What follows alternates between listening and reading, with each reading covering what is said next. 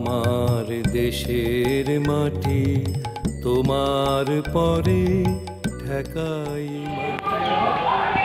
ফাঁসি কাঠ, ফাঁসির মঞ্চ এবং প্রাণদণ্ডে দণ্ডিত বন্দীদের জন্য নির্ধারিত কক্ষ। এইখানে ব্রিটিশ সাম্রাজ্য বিরোধিতার অপরাধে মৃত্যুদণ্ডপ্রাপ্ত বন্দীদের ফাঁসি দেওয়া হতো। মৃত্যুদণ্ডে দণ্ডিত বন্দীদের ফাঁসির আগে এবং পরে পার্শ্ববর্তী কক্ষে রাখা হতো। ফাঁসি কাঠের বিপরীত দিকে অবস্থিত ভবনটিতে এখনো একটি গ্যালারি আছে, যেখান থেকে রাজনৈতিক বন্দীরা ফাঁসি প্রত্যক্ষ করতে পারতেন। রাজনৈতিক বন্দীদের মধ্যে ত্রাস সঞ্চার করার জন্য এটি করা হতো।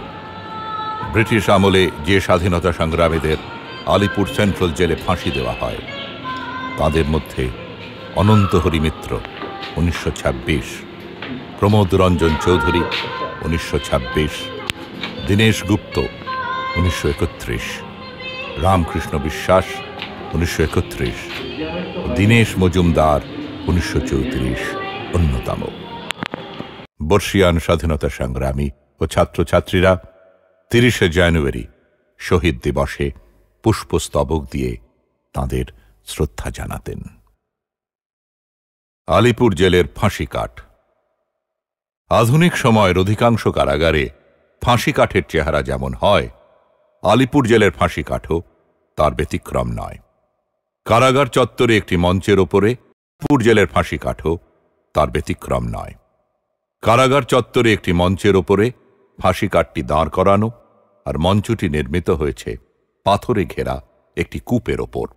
তার মাথায় একটি বর্গা আংটার সঙ্গে ঝোলানো।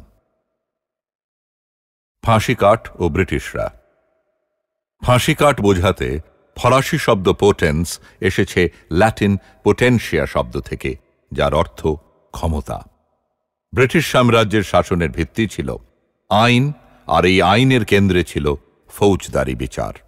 এলাকার মানুষদের দমন করার জন্য ঔপনিবেশিক শাসকদের মুখ্য হাতিয়ারগুলো ছিল শৃঙ্খলা রক্ষা, শাস্তিদান ও সাজাপ্রাপ্তকে প্রাণদণ্ড দেওয়া।